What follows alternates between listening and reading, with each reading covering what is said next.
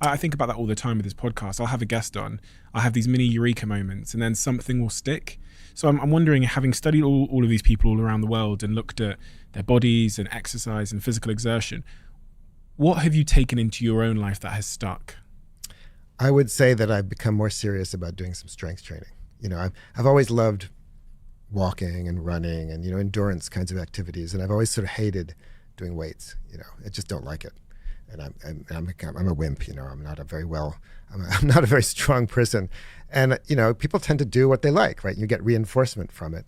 And the more I study the importance of resistance training and the more I study the importance of doing weights, especially as you age, the more I started kicking myself for being lazy about that. So now I try to do a good 2 strength workouts out of every week at least, and take it more seriously, because especially as you age, loss of muscle mass can be really debilitating. There's the technical term for that is sarcopenia. Sarco is the Greek word for muscle, and penia is loss, so muscle loss. So as people get older, they tend to lose muscle, and when you do that, you become frail and you lose functional capacity, and then that starts off a vicious cycle, right? Once that happens, then you're less likely to be physically active, and then of course when you're less physically active, your muscles begin to waste away more, and it's very debilitating. And so I think as we get older, and I'm getting older, it's more and more important, to kind of incorporate that. So I think that's the one thing that I've taken to heart. Yeah, from what you said there, it sounds like not doing resistance training, not lifting weights as you age, almost accelerates aging in any sort of superficial sense, but also in a physiological sense, you're increasing the speed of aging. Yeah, I'm not sure if I'd think about it that way, but I think I'd kind of reverse it slightly, which is that, aging is just the clock ticking on, right? Mm-hmm. There's nothing we can do about age, but senescence is the way our bodies degrade as we get older. And what physical activity does, actually maybe the most important thing about physical activity, is that it slows senescence, especially for certain organs and systems. And there are different kinds of physical activities. So there's endurance physical activities, like running, walking, etc., swimming, and then strength or resistance physical activities. And they have different kinds of ways in which they slow various properties of senescence, which we, colloquially call aging.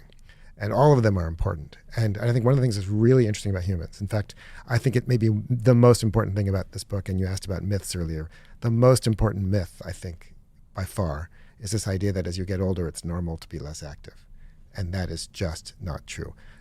We evolved to be grandparents. We evolved to live. One of the things that's most interesting about humans, maybe, is that we evolved to live about 20 years or so after we stop reproducing. No other animal does that except orcas, maybe killer whales.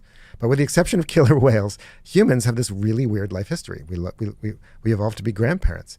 But grandparents in the old days weren't, retiring to Florida, or I don't know what they do in England or whatever, go to Mallorca or whatever, and kick up their heels and play golf or whatever with carts.